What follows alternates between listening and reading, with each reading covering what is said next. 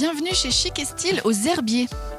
Historiquement spécialisé dans la confection et la fabrication de vêtements de moyenne gamme, c'est en reprenant l'entreprise en 2011 que Jean-François Giraud annonce un virage fort pour se positionner sur le marché haut de gamme. Un nouveau logo, une nouvelle signature et une nouvelle devise en tant que façonnier de l'élégance renforcent cette dynamique.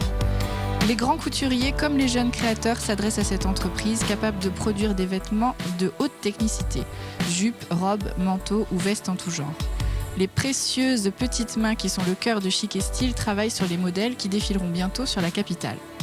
40 000 pièces sortent ainsi chaque année de cet atelier de 2000 m². Je retrouve tout de suite Jean-François Giraud, son PDG. Jean-François Giraud, bonjour. Bonjour. Merci de nous accueillir ici dans votre entreprise. Donc on est à Chic et Style, on est aux Herbiers. C'est ça. Et vous êtes spécialisé dans la confection haute couture. Donc vous avez repris cette entreprise il n'y a pas très longtemps. En 2011. Voilà, c'est ça. Mais comment on se décide un jour de reprendre une entreprise de confection textile ? Alors en fait, à la base, je suis électricien. Moi. D'accord. En plus. Et j'ai fait des études d'électricien et je suis converti vers la machine à coudre bizarrement, et la première fois que je suis rentré dans une usine de confection, je me suis dit c'est ça que je veux faire, je vais être patron d'une boîte de confection, et c'est vrai en plus. C'est vrai. Ouais, et qu'est-ce qui vous a plu ? L'ambiance, l'univers, d'être là dans la mode quelque part. Mais j'ai trouvé ma voie vraiment quand je suis rentré dans une usine de confection, et je voyais le patron qui était avec Kenzo au téléphone, et c'est ça que je veux faire quoi. C'est cette ambiance là qui vous a plu. Ouais. Et du coup, j'y suis arrivé.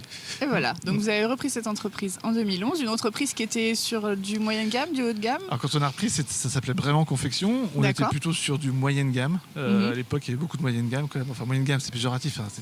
Oui, mais ça permet de cibler quand même un peu le type de vêtements. Malheureusement, moyenne gamme est partie plutôt sur la déloc. Et on est plus orienté maintenant sur du luxe, très haut de gamme. D'accord, donc vos clients alors, ce sont... On peut jamais dire de nom, mais bon. Nommer, mais c'est des clients que tout le monde connaît, très haut de gamme, qu'on voit à Avenue Montaigne en partie beaucoup. Des clients étrangers aussi, marque très connue aussi à l'étranger. D'accord. Donc ici on travaille à la minute, hein, c'est ça ? Ouais. On travaille sur des pièces minutes. Vous pouvez nous expliquer ce fonctionnement ? Vous vendez des minutes, c'est ce que vous m'avez dit tout à l'heure. En fait, on est façonnier et... Quand je fabrique une robe, j'ai mon agent des méthodes qui va me dire tiens, il y a 350 minutes dans cette robe, et moi, mon client, il faut que je vende mes 350 minutes. Mais idéalement, il faut que j'arrive à réaliser en production à 350 minutes. Donc je vends ma minute à mon client et j'essaie de le réaliser sur le nombre de minutes. Mais on vend que des minutes. J'achète pas de matière, on vend que de la façon. C'est pour ça qu'on est façonnier en fait. Ok. Donc vous travaillez sur des croquis qui vous arrivent comme ça, et vous travaillez après la production sur des modèles minutes. On a deux façons en fait. Là, on est en train de lancer le bureau d'études. Ça, c'est un axe de progression. Stratégiquement, je veux vraiment créer le patronage à partir de croquis, à partir de vintage, des choses comme ça. Donc là, on va créer le patronage. On va créer les modèles qui vont défiler. Vous avez créé la coupe, le modèle, le dessiné, etc. Donc ça, c'est la partie bureau d'études. Et on a une autre partie qui est production. Et là, du coup, on reçoit des patronages qui sont déjà industrialisés. D'accord, ok. Et donc, quel type de matière ? Alors là, on voit plein de modèles à côté de nous. C'est tout type de matière ? On fait pratiquement tout type de matière. Du flou, grand flou, à la pièce à manche déstructurée. Des pièces, des tissus très épais, comme ce qu'on voit ici, des manteaux, de la fourrure. C'est de la fausse fourrure, ça. C'est de la fausse fourrure, oui, c'est de la fausse fourrure. À des pièces très soyeuses. Les filles vont vraiment passer de la soie à de la fourrure. D'accord. C'est ce qui fait notre force aussi. Et quel est votre développement ? Alors, qu'est-ce que vous avez comme projet là sur l'année qui vient, l'année suivante ? L'année qui vient, c'est vraiment stabiliser le bureau d'études et vraiment le développer, ouais. Et toujours maintenir la charge, le niveau de charge, et recruter surtout. On a vraiment des difficultés de recrutement. Ouais. Ça, c'est compliqué ? C'est très compliqué. Parce que quoi, on n'a pas ce niveau de compétences dans les écoles ? On n'apprend pas ce que vous avez besoin aujourd'hui ? On apprend, mais il faut réussir à capter les filles, et c'est pas toujours évident. Ouais. Et c'est un métier de production, malgré tout. C'est un métier de passion, un métier de production, et c'est dur parfois, il faut dire ce qu'il y a. Donc c'est un métier qui est passionnant, l'environnement est plutôt sympa, on est dans un beau bâtiment, bien éclairé, il y a pas de bruit, c'est agréable, c'est pas très bruyant. Et il y a pire comme métier, que je veux dire. Mais c'est un métier qui est dur quand même. Ouais. Ok, très bien. Merci beaucoup, Monsieur Giraud. Je vais aller rejoindre maintenant Myriam, votre épouse, qui va nous expliquer un petit peu comment s'organise le travail ici chez Chic et Style. Merci à vous. Merci à vous. Au revoir. Au revoir.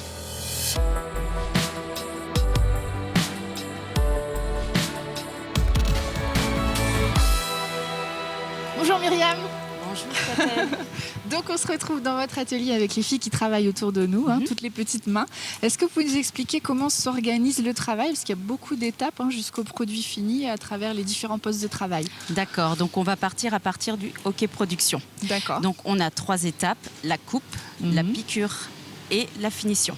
Ok. Donc la coupe, donc on est d'accord, on reçoit un patronage qui était OK Fabrication. OK Fabrication, Donc, ça voilà. c'est vos termes. Voilà, on va partir, alors on va faire un placement des morceaux de vêtements Oui, afin d'optimiser la consommation de tissu. bien sûr. Hein, Moins de donc, pertes possible. Voilà. Ensuite, ce placement est imprimé sur une grande imprimante et il va aider au matelassage. Alors le matelassage, en fait, c'est le fait de Superposer des des couches de tissu. D'accord. Hein, selon donc le placement, c'est selon la taille 38, 34, 36. Oui, selon le nombre de Et pièces. on va imprimer, donc on va étendre le tissu. Ensuite, à ce placement informatique, il est transmis à l'ordinateur de la coupe automatique et le vêtement va être coupé, les morceaux de vêtements. Ces morceaux de vêtements seront ensuite mis par paquet. Ils D'accord. seront mis dans des packs.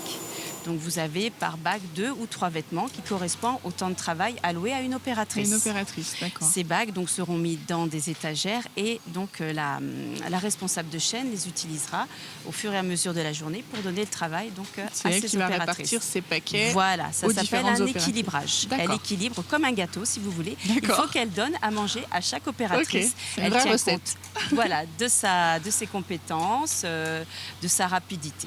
Voilà. Oui, En fait, d'accord. ça c'est son travail, la responsable de chaîne. Et donc, vous avez en chaîne une entrée de chaîne. Vous avez les postes d'entrée de chaîne, de milieu de chaîne et de fin de chaîne. Donc vous avez 2 chaînes différentes. Nous avons ici 2 chaînes différentes et on est à peu près 12-13 opératrices par Par chaîne. chaîne. Et des chaînes, la première chaîne fait le même travail que la deuxième Ah ou bien sûr, bien sûr. D'accord, ok. Hein, donc, sont des vêtements, les vêtements ne sont pas attribués selon les compétences. Elles sont capables l'une et l'autre de faire les mêmes vêtements. D'accord, Voilà. très bien. Et donc, en entrée de chaîne, vous avez des postes un petit peu plus simples pour des débutantes ou des personnes qui sont très rapides. Et c'est ce qui aide justement à pousser le À vêtement lancer. à avancer, à Mhm. lancer et garder l'efficience. Mhm. Ensuite, milieu de chaîne, des postes un peu plus compliqués. Et Mhm. ensuite, en fin de chaîne, forcément, les opérations de finition. De De précision. finition, de précision, de doublage ou de zip. Voilà, ou des pose-boutons ou des pose-boutons ou les boutonnières. Donc de haute technicité. De haute finalement. technicité aussi. Hein, D'accord. et il ne faut pas avoir peur puisqu'une boutonnière, vous pouvez abîmer un vêtement si vous vous trompez. Donc Et là, il faut être sûr de alors, soi il faut aussi. tout recommencer. Et on reprend, voilà. On recoupe, on reprend. D'accord. Ensuite, il y a aussi en fin de chaîne un premier contrôle qualité. Oui. Donc le vêtement repart en chaîne bien sûr s'il y a des défauts. Sinon, il passe au repassage. Donc le repassage final, c'est un poste aussi très important. Très important. Oui. Puisque ça va être la mise en forme du vêtement, le bichonnage avant le départ en boutique. Mhm. Donc là, il y a l'œil de la cliente. La repasseuse doit avoir de grandes connaissances en repassage, en tissu, tissu. puisque vous ne repassez pas de la laine comme de la soie. Bien sûr, et vous faites des tissus très voilà, différents. ce n'est hein. pas le repassage de la maison. Bien sûr. C'est des tables avec aspiration, vapeur, des semelles bien spécifiques. D'accord. Ensuite, donc, on passe à l'étape finition, où là, on a donc un dernier contrôle qualité, étiquetage, houssage, et ensuite un transport en suspendu, C'est puisque ça. tous nos vêtements sont envoyés en suspendu, Suspendu, et voilà. partent sur des logistiques, sur des plateformes logistiques de nos clients. D'accord. Et alors, Voilà. est-ce que vous pouvez nous donner une idée des pièces que vous faites par série? Est-ce que c'est des grandes Alors, séries, ce des petites séries? Oui, alors ce qui est intéressant chez nous, si je puis dire, c'est que les séries peuvent aller de 50 à 400, 500 pièces. Ok. Donc c'est vrai que les filles sont habituées, c'est ce qui fait l'intérêt du métier aussi, l'intérêt des tissus, de changer de tissu, de forme. Et souvent quand nous avons plus de 400 pièces, elles finissent par s'ennuyer, ce qui est rigolo. Voilà. Oui, donc faut du là changement. ici elles sont servies, il n'y a pas de Il souci. y a un peu de tout. Voilà, Très bien, ben, merci je beaucoup. vous en prie. Je vais aller discuter maintenant avec Coralie, qui est Ok. mécanicienne en confection et qui va nous parler un petit peu de son travail chez vous. Merci Myriam. Merci Catel. Au Bonne revoir. journée, au revoir.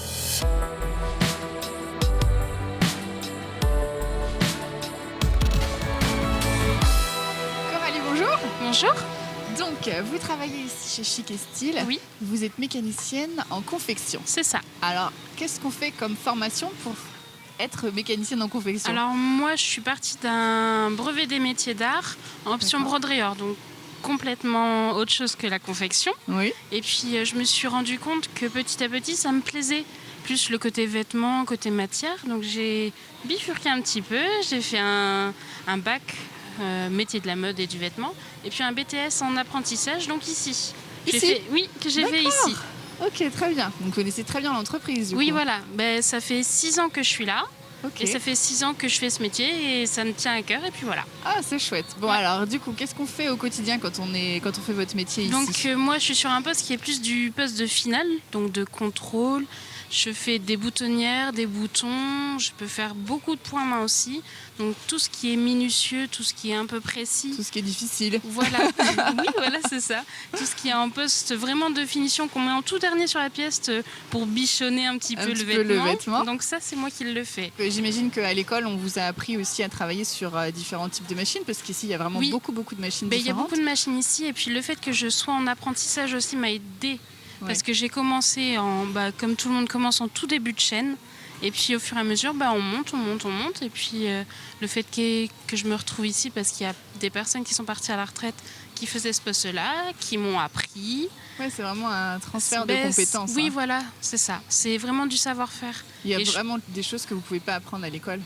Oui, voilà. Je pense qu'on apprend tout ce qui est la base en fait à l'école. Et après on approfondit plus quand on vient vraiment en usine. Oui, puis après j'imagine que c'est en fonction de l'entreprise dans laquelle on travaille qu'on va apprendre un niveau de complexité, parce qu'ils travaillent avec des clients qui sont très exigeants. Oui, voilà. Et puis le fait qu'on soit vraiment là nous permet de voir le grade de qualité et l'exigence qui nous est demandé. Voilà, c'est ça. Ok. Donc on travaille, c'est un niveau assez intensif, ou il y a des périodes dans l'année où c'est plus non, calme, c'est plutôt de l'intensif. Ouais. On a des périodes un peu plus creuses, mais on a des périodes qui sont vraiment bien chargées. Est-ce que c'est ça qui vous plaît justement dans votre métier, ou qu'est-ce qui vous plaît ? C'est intense. Ce qui me plaît, c'est que ça soit intense, et puis c'est surtout, donc comme je disais tout à l'heure, le fait de pouvoir transmettre ce que je sais. Donc vraiment, je pense que dans un futur assez proche ou non, ça serait de pouvoir transmettre mes compétences. D'encadrer des jeunes qui vont arriver et de leur apprendre tout ce qu'on vous a appris. Parce que même quand il y a des stagiaires, je le fais. Je le fais plus ou moins, on explique ce qu'on fait, on montre ce qu'on fait. Et ça, c'est un talent vraiment, aussi. J'aime vraiment le faire en fait. De savoir, d'être pédagogue, de savoir transmettre et d'expliquer.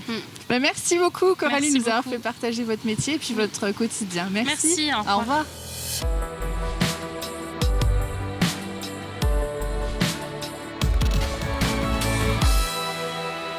En 9 ans, Chic & Style a réussi à séduire les plus grands créateurs du luxe français. Un grand niveau de technicité et une finition soignée, c'est toute l'identité du Made in France, un Made in France particulièrement bien implanté en Vendée. Merci beaucoup et à la semaine prochaine pour un prochain Mageco.